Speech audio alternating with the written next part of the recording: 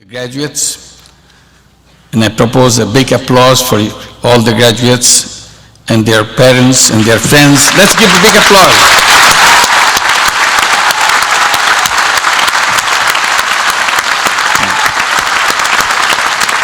It's a wonderful moment, and I was sitting there watching the whole ceremony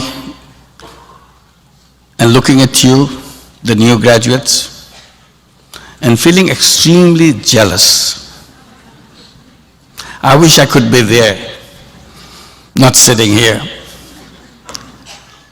I was thinking about a smartphone app, kind of push the button, and you transport it into the other crowd, and all your ages disappear, you become part of the crowd. Because you're so lucky. And that's what makes me jealous. You're lucky because you're born at this time of the age that you are in. That makes you the most powerful generation in the human history. No other generation ever had so much power in their possession, which you have. That makes me very jealous. When we were at your age, we were attending the commencements, it almost looked like we were cave people compared to what you got. The technology that you command never existed before. And that gives you enormous power. And that brings you creative power. With your creative power, with your training in Babson College, and your ability to transform things in a speed and a quality which never could have happened before, makes you very different. That's why it makes me very jealous. I'm not part of your crowd. I miss that. But at the same time, I would like to raise a question with you. Are you aware of your power? Are you aware that you're the most powerful generation in human history? If you're aware, then you ask yourself a question. What use we are going to make of it? Because if you are not aware, of course you will not use it, it will be wasted away.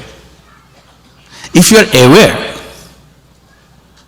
but you are not using it, it's very damaging for the whole world that you had it, you had Aladdin's lamp in your hand, the digital lamp in this case, but you didn't rub that lamp so that the digital genie could come out and say, what can I do for you? And you didn't bring the digital genie out. You didn't order the digital genie do the wonderful thing. You are the digital genie, really.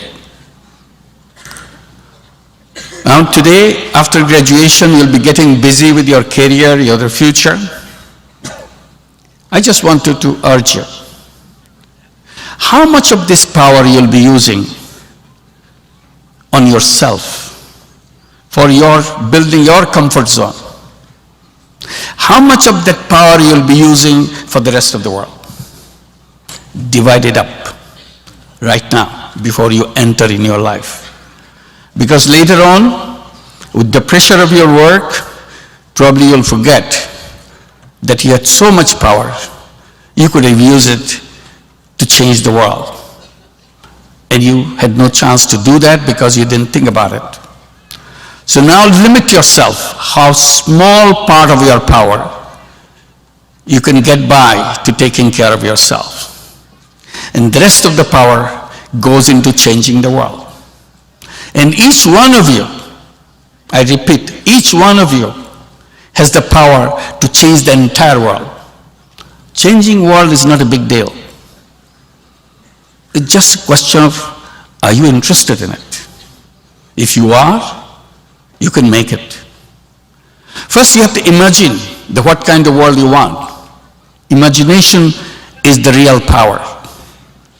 Imagine like I imagined about the app to transport me into your side. All the crazy things that you can think about.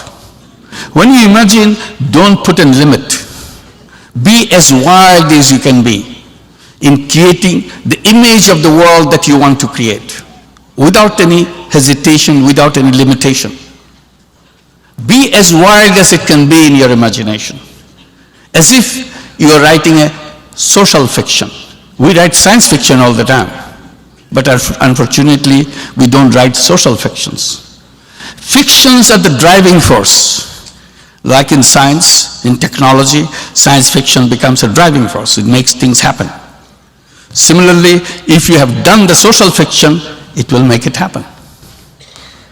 So imagine it, and then imagine the fantastic thing you can do next day. Imagine big things, but always, this is my recommendation personally, always start very small as you can get. Don't get caught up with your imagination to jump into it right away. Your first tiny step will make this all happen. So limit yourself into a tiny little thing of change and make that happen. It's easy. It's not difficult if you make it very simple, very easy. So that's the direction I will urge you to take. And in my work, I see how businesses got caught up. In many cases, you'll be joining with businesses. So I'm warning you, businesses get caught up with personal profits, personal interest. And they have no time to see the rest of the world. And seeing it repeatedly, what I did in my own way, as I look around in my circumstances, all the problems around me, I try to address every single problem that I see by creating a business to solve it.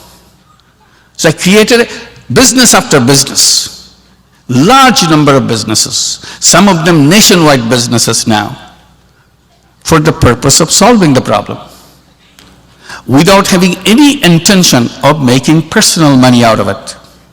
So I created another class of business. I call them social business. Non-dividend company to solve human problems. So it's a kind of separating me out from the rest of the businesses who are interested in making personal money. So I got rid of that idea and completely devote myself in creating businesses to solve problems. It's a kind of contradictory to charities. In charity, you try to solve problem with charities, and I kept reminding myself and people that I meet, charity is a wonderful idea, but it has a limitation. Charity money goes out, does a wonderful work, but it doesn't come back. So what I do, I take the objective of charity and put a business engine behind it. And then suddenly, it becomes very powerful. Money comes back, and you use it again and again. You can do social business too while you're doing other things for yourself. On the side, you can design a social business. Very small one. What about designing a social business to take 5 unemployed young people out of unemployment? As a social, you create a business to do that. It can be done. How to create a social business to save 5 welfare people out of welfare? It can be done anytime. It will take half an hour of your time to design that. But it will change the whole world if you can do that and implement it. I got into unemployment issue in Bangladesh. I do the microcredit. There are lots of women who are in the microcredit, 8.5 million. There are lots of children. We give them education loan, millions of them. They go to school, they pass, they graduate, but no jobs. They complain, we don't have any job. What is the use of education? So I didn't know how to answer that question. Then I figured it out.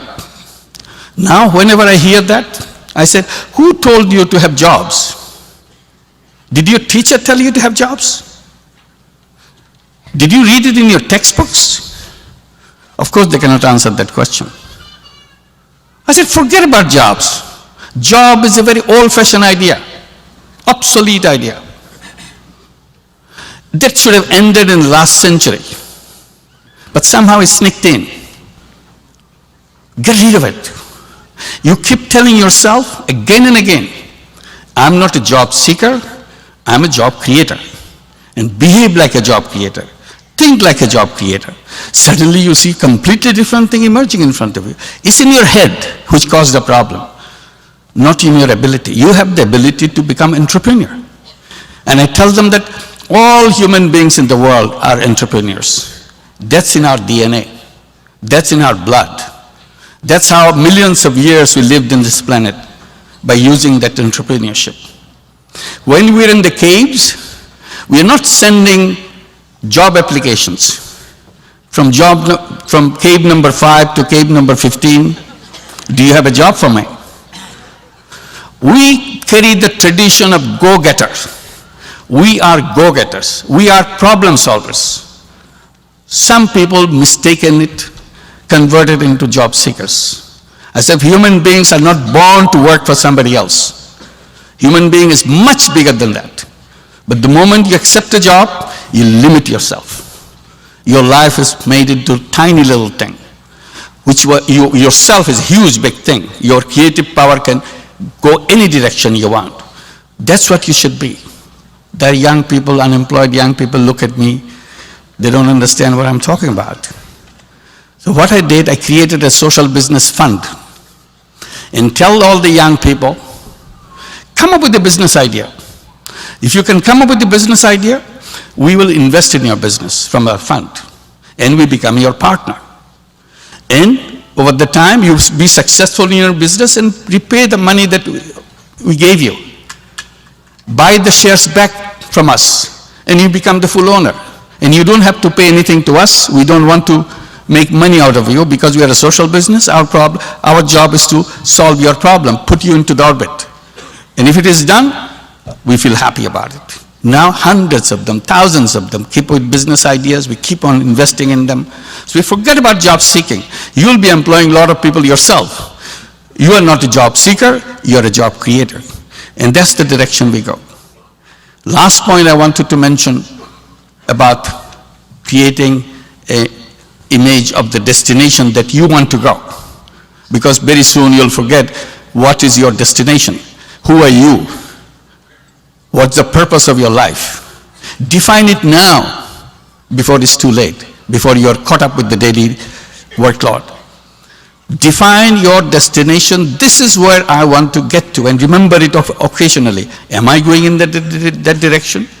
Make it big so that you can use all your creative power, not waste any part of your creative power. I put my destination. I have defined my destination, what I want to do. I want to share it with you. I put 3 zeros as my destination. Zero number 1, zero poverty in the world. Nobody should be poor people in this planet because it doesn't belong to human being. It is artificially imposed on human being.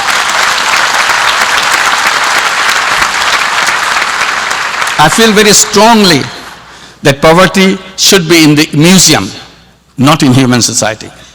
So that's the direction that I want to take. Zero number 2, there shouldn't be any unemployment, zero unemployment. Again, it's a very artificial concept. The very idea of employment created the problem of unemployment. If you thought we are all entrepreneurs, like all the Grameen borrowers, all the microcredit borrowers, all these illiterate women, they are entrepreneurs. I tell their children, I said, how come? You have your degrees, you have all the education, and you're looking for a job. Look at your mother, she's an entrepreneur. If your illiterate mother can create a business with $30, shame on your education if you have to look for a job. You demean human being. That education we don't need, which demean and distorts human being. We need education which upholds human being, enlarges human being, not diminish him or diminish her. So, artificially we can, this artificial concept we can remove by creating the idea of entrepreneurship, making everybody feel like entrepreneurs, and put the supportive financial system behind it. Without that, it will not work. Third zero, zero net carbon emission. We don't want to destroy our planet.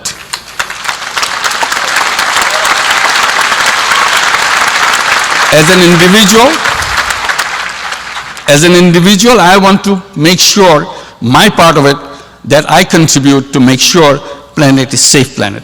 And we decarbonize the economy and make it create a world which is safe.